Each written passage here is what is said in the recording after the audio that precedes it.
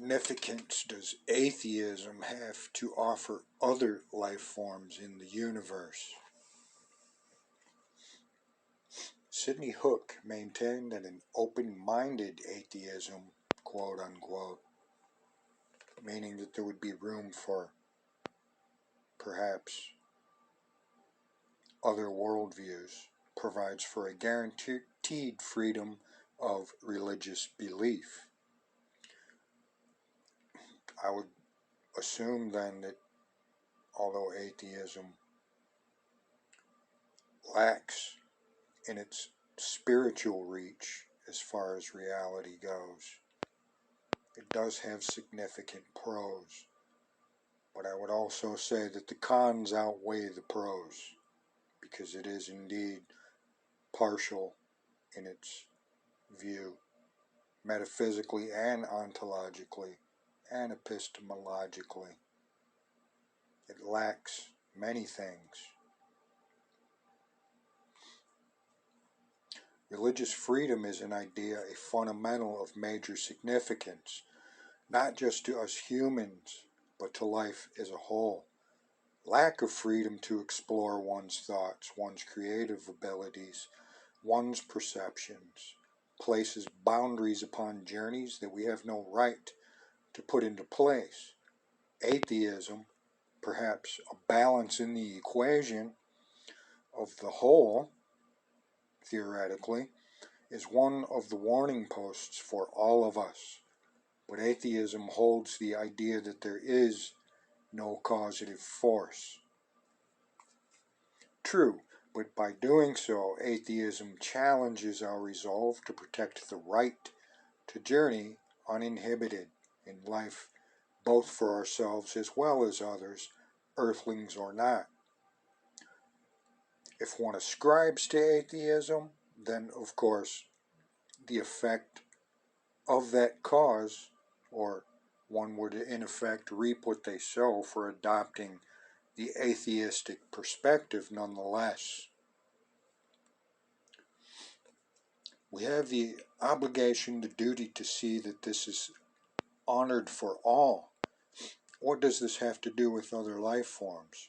Freedom to believe or not to believe becomes a statement of acknowledgement that no individual, regardless of what life form it takes, has to lie about what it believes in order to please society. The individual becomes the most significant entity in our universe. Integrity of the individual becomes respected regardless of its leanings.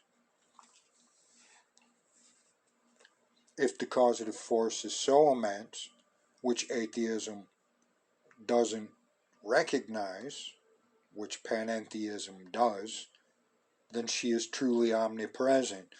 Then wouldn't our universe and other universes be within her as such?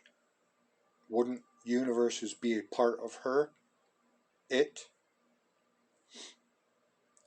If the universes are a part of the causative force, wouldn't things within the universes be a part of the universes also, be a part of the causative force?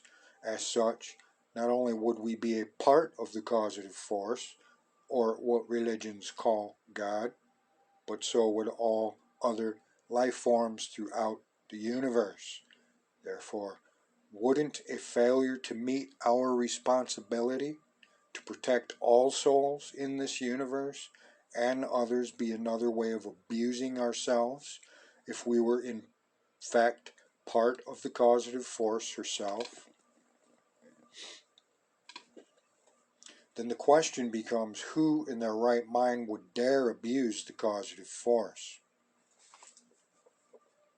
My argument would be those that are not in their right mind. You slap your brother across the face, you slap God across the face. What does atheism imply about our significance in eternity? Atheism defines away the concept of eternal existence. The universe exists, the universe has always existed, you exist, you were born, you will die, the end. Hope for more? There is none. And that is where atheism stops being a significant worldview. Significance lies in today. Your actions do not affect yourself in eternity to follow, for there is not an afterlife, according to atheism. Your actions do not impact the causative force, for there is no causative force. Therefore, your responsibility lies in one area, your state of existence. Take your responsibility serious. Your state of being depends upon you, and once you are gone, everything is gone. Because according to atheism, there is no God, no causative force. Nevertheless, the consequences of having believed and adopted atheism could very well have a negative effect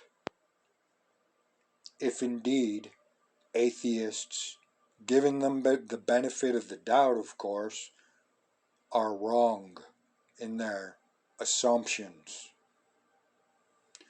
towards concepts of a causative force, a philosophy with belief in God, and theology itself. Their belief being, namely, recognizably an anti-religious, negative theology, if you will.